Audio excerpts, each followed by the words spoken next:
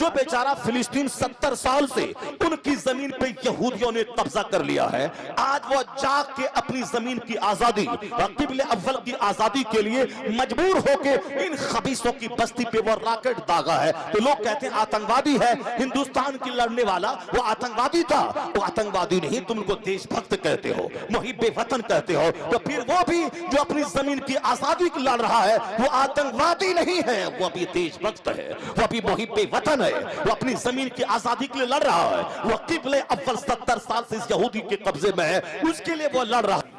आलिम दीन जब रास्ते से गुजरेंगे तो दरिया की मछलियां और सुराखों की चूटियां उसके हक में दुआ करेंगी। आलिम होना चाहिए, आलिम की फजलत आई है हदीस पाक में। ये इंजीनियर का नाम ले रहा है, उसके पीछे दिमाग तो खराब होगा। हदीस में आया है आखिर जमाने में इतने फितना पैदा होंगे कि जिस तरह अंधेरी रात में हाथ नहीं दिखाई देता, उससे ज्यादा तारीख फितना। और ऐसा नहीं कि एक फितना आया खत्म हुआ तो थोड़ा सुकून मिल जाएगा, नहीं। हदीस में आया है जिस तरह हार के टूट जाने के बाद ये के बाद दीगरे वो सारे मोती निकलने लगते हैं, उसी तरह से एक फितना खत्म ना होगा कि दूसरा फितना, दूसरा ना होगा कि तीसरा फितना, तीसरा ना हो चौथा फितना, यहां तक के लोग कब्रिस्तान जाएंगे और कहेंगे काश मैं मर गया होता ताकि जिंदा ना रहता, ये सारी चीजों को ना देखता और अमन के साथ कब्र में होता। हालांकि मौत की तमन्ना का कोई करता नहीं है, लेकिन इतना सख्त फितना होगा दुनिया में, लोग कब्रिस्तान दौड़ेंगे, कहेंगे कि काश मैं मर गया होता। यह दिन मुझको देखने को नहीं मिलता। उसी फितनों में से एक फितना बेहयाई का है, बेपर्दगी का है, जिसको लोगों ने कभी सोचा तक नहीं था कि लिबास पहनने के बाद भी औरतें बरहना नजर आएंगी, लिबास पहनने के बाद भी। सर के बाल के मसला है, बहार शरीयत में लिखा है कि औरतों के बाल कंघी में जो टूटते हैं उस बाल को दफन कर देना चाहिए, और मर्दों को उन औरतों के बाल पे भी निगाह डालना नहीं है, गुनाह है। तो सर के बाल टूट जाएं उनको देखना जब गुनाह है, तो जो सर के बाल सर से लगे हुए हैं उसको देखना कितना गुनाह होगा। और सब आप देख लें साहब किस कदर बेपर्दगी, तो दुपट्टा रखने वाली वह रस्टिक देहाती विलेजर, और जो बगैर दुपट्टा के चले वह मॉडर्न अप टू डेट। अब साहब इस दौरे जदीद की तहजीब की हामिल वो खातून है, अप टू डेट खातून है, मॉडर्न एजुकेशन है, वेस्टर्न कल्चर से वो डेकोरेटेड है, यानी उसकी इज्जत होती है। ये मॉडर्न है, ये अप टू डेट है, ये साहब पॉश क्लास की बेटियां हैं। आज जो मोटी चादर ओढ़ के रखें ये दकियानूसी है, ये गोंगी है, ये रिवायती तर्ज पे ट्रेडिशनल माइंडेड खातून है। अब जहां अदब है उसको लोग देहाती कहते हैं, और जहां बेहयाई है उसी को लोग मुहज्जब कहते हैं। इससे बड़ा फितना कि आंख वो चीज जो कभी ना देखी थी आंख देख रही है। इज्जतदार कहते काश मैं मर गया होता ताकि ये बेहयाई के मनाजिर देखने को नहीं मिलते। हर गली हर कूचे में बेहयाइयां, बेशर्मी की कहानियां, बच्चों का बिगड़ना, बच्चों का बिगड़ना। 80 साल का बुढ़ा वह रेप में पकड़ा जा रहा है, 70 साल का बुढ़ा जिसकी कमर हिल रही है, जिसके हाथ पांव कपकपा रहे हैं, वो अपनी बहू के साथ रेप में पकड़ा जा रहा है। उसका बेटा है सऊदी अरब में और यहाँ उसका बाप उसकी बीवी के साथ रेप में पकड़ा जा रहा है। किस कदर नजरें बहक गई, किस कदर आदमी का जमीर मुर्दा हो गया, किस कदर आदमी पे ख्वाहिश का भूत सवार है कि वह नहीं देखता कि कौन जायज है कौन नाजायज है। इसलिए कि आलिम का एहतराम खत्म, दीनी मजलिस का एहतराम खत्म, कुरान हदीस का एहतराम खत्म, मस्जिद का एहतराम खत्म। तो ये दिन तो देखना पड़ेगा, वापस लौटना होगा, कुरान सुनना होगा, हदीस सुननी होगी, दीनी मजलिस का एहतराम करना होगा। मौलाना को अपने इंजीनियर प्राइम मिनिस्टर से ज्यादा सम्मान देना होगा, उसे नाइबे पैगंबर समझना होगा, और नाइबे पैगंबर को भी अपनी जिम्मेदारी समझनी होगी। अगर ऐसा हो गया तो मुमकिन है कि कुछ दिन दुनिया को करार मिल जाए, कुछ दिन दुनिया टिक जाए, वरना दुनिया आग के ढेर पर खड़ी है। जो आतंकवादी है उसे कोई कुछ नहीं बोलता, और जो बेचारा अपनी जमीन की आजादी के लिए लड़ रहा उसको सारी दुनिया नोच रही है। उन खबीसों मर्दूदों से कहिए कि हिंदुस्तान 150 साल तक अंग्रेजों के कब्जे में था, वह काला बिजनेस गोरा बिजनेस करने आया और पूरे हिंदुस्तान पे कब्जा किया। हिंदुस्तानी का जमीन जब जिंदा हुआ तो लोग मैदान में आ गए, हमारा मुल्क हमारी जमीन तुम्हें यहाँ रहने नहीं देंगे। उन लोगों ने कुर्बानियां दी, अपनी गर्दनें कटाई, अंग्रेजों को तकलीफ पहुंचाया, उसे खदेड़ के भगाया।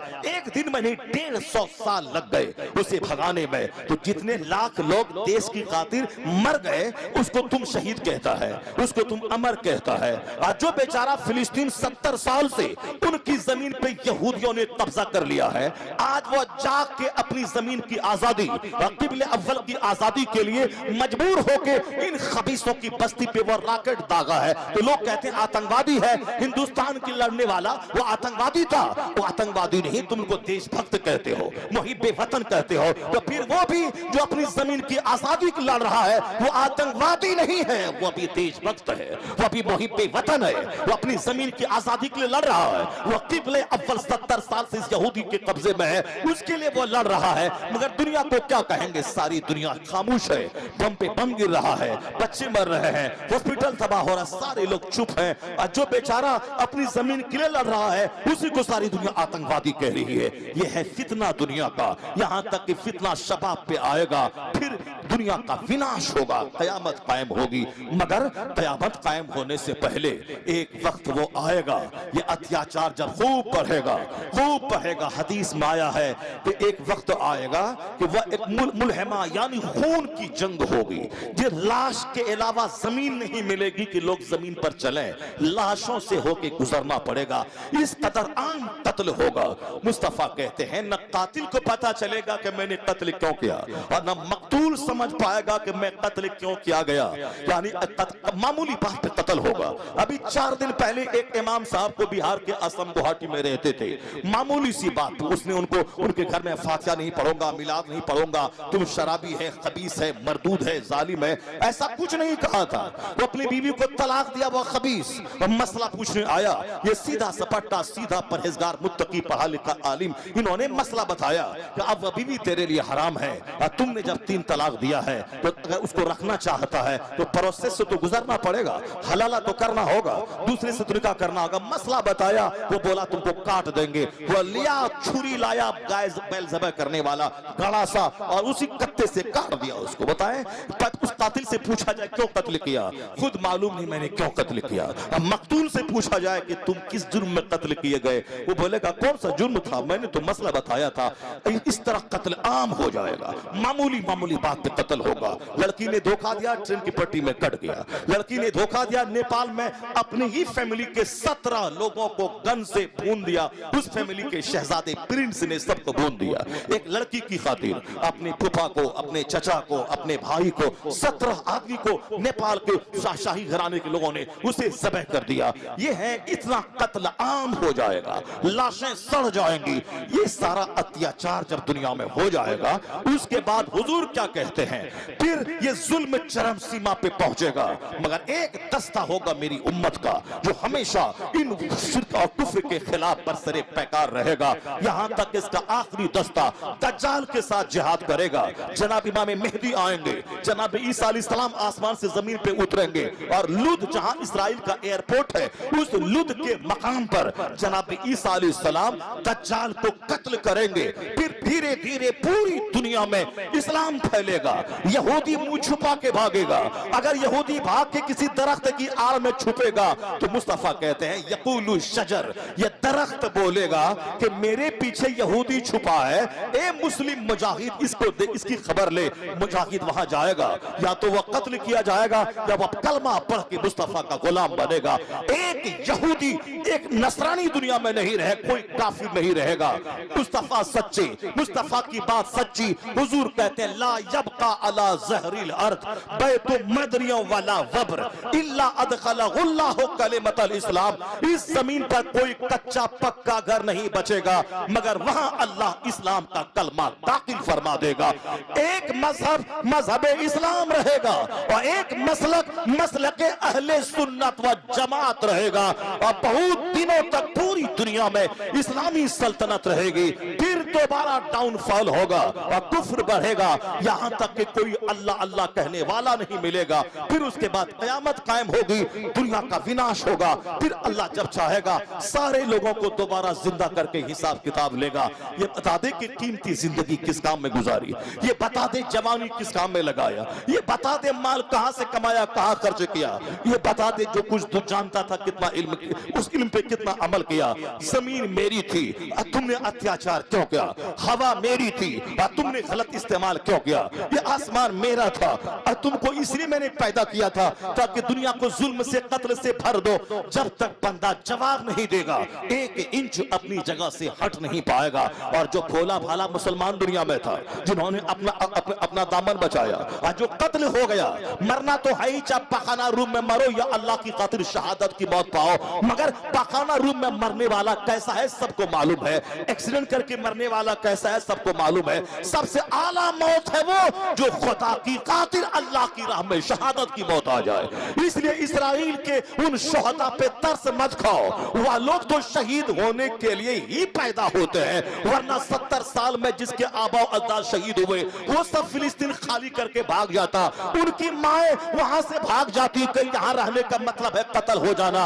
मगर धन्य है वहां की औरतें जो अपने शौहरों को कहती रही कि इस्राएल के फिलिस्तीन छोड़ के नहीं जाना है, यहाँ किबले अव्वल है, इमामुल अंबिया की इमामत की जमीन है ये, शुहदा की जमीन है ये, नबियों की जमीन है ये, रसूलों की जमीन है ये। आज मेरे बच्चे शहीद हो रहे हैं, जरूर कोई ना कोई बच्चा सलाहुद्दीन बन के पैदा होगा और फिलिस्तीन आजाद होगा, किबले अव्वल को आजादी मिलेगी।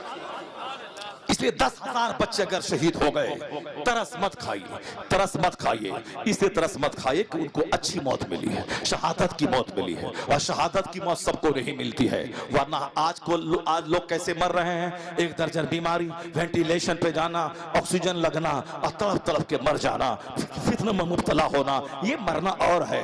अल्लाह की खातिर दुश्मनों की ज़र्ब से मर जाना, शहादत की मौत मरना और है। सबको नहीं मिलती शहादत की मौत, मौत उसको मिलती है जिसको अल्लाह पसंद फरमाता है, उसी को शहादत का आला मकाम देता है।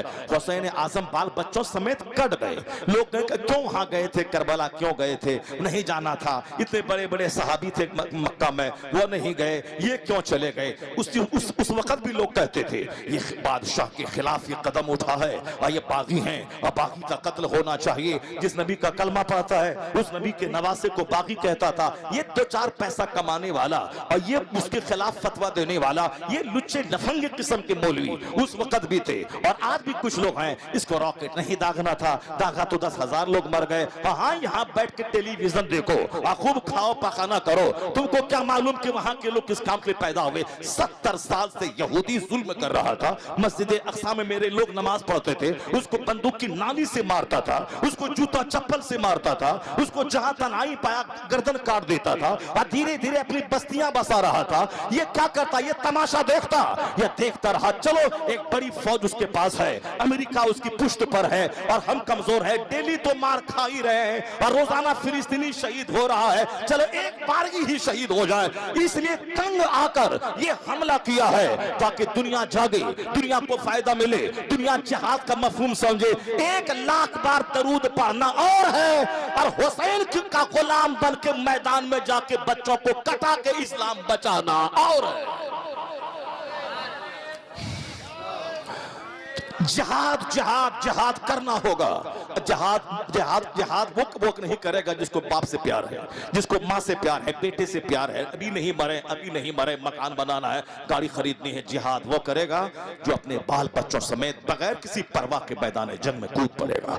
हुसैन आजम ने नहीं देखा आगे पीछे क्या है, हुसैन आजम ने मैदान में कदम रखा, कट गए, मगर उनका कट जाना कयामत तक के इस्लाम की जिंदगी का जरिया बन गया। आज पूरी दुनिया कहती है हुसैन अगर उस जालिम के खिलाफ जबान न खोलते तो आज हमें जुल्म के खिलाफ जबान खोलने का हौसला कहां से मिलता। तो पता चला बड़ा काम करने के लिए तो बड़ी कुर्बानी देनी पड़ती है। अभी दुनिया के मुसलमान सोए थे, लोग जिहाद का मफहूम खत्म कर चुके थे, इस इंसानी हमदर्दी खत्म हो चुकी थी और आपस ही में सारे लोग कट मर रहे थे। कोई मस्जिद के नाम पे कट रहे थे, कोई मदरसा के हमारा मदरसा तुम्हारा मदरसा उसमें कट रहे थे। मुसलमान अंसारी जुलाहा नदाब पठान शेख के नाम पे लड़ रहे थे, पीर के नाम पे लड़ रहे थे, ये फला है, ये फलानी है, ये फलानी है, उस पे लड़ रहे थे। वहां भी नजदीक खबीस मरदूद गुस्ताखे रसूल हैं कितने, वो तो मुट्ठी भर है। अगर उसकी बस्ती है वहाबी की, तो वहाबी में सारे लोग गुस्ताखे रसूल काफिर थोड़ी है। वो तो भोला भाला हल चलाने वाला, दुकान में जाने वाला, उसको मालूम नहीं कौन कासिम नानोतवी है, कौन रशीद गंगोही है, कौन इस्माइल देहलवी है, कुछ नहीं जानता। मस्जिद का इमाम फातिहा करता है तो हम सुन्नी है, वो इमाम आके बोला कयाम करना हराम है तो हम देवबंदी है, यही तो है उसके यहाँ। बाकी ये सारे लोग भोले भाले लोग हैं। वो मौलवी आ गया वहाबी तो सारे गांव वाले वहाबी हो गए। तो सब पर फतवा नहीं लगेगा कि ये काफिर है, इस्लाम से खारिज है। जो जानता है और जो मानता है,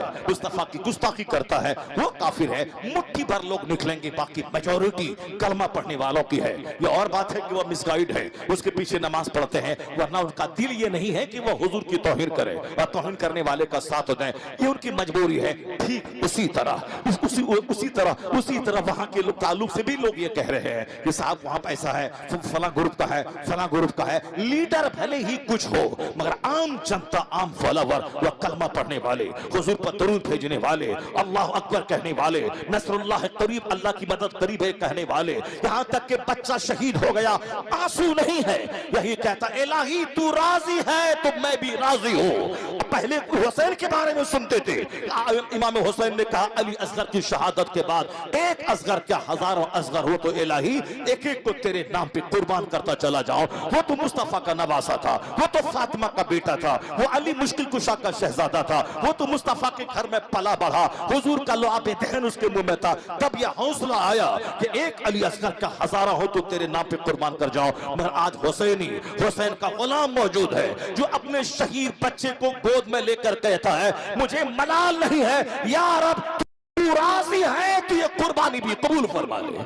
ये हुसैन आजम की ज़हनियत है। ये हुसैन आजम ने दुनिया को बताया है कि जान दी हुई उसी की थी, हक तो यह है कि हक अदा न हुआ। अल्लाह तबारक व तआला हमको और आपको सबको हदीस कुरान पढ़ने की तौफीक अता फरमाए।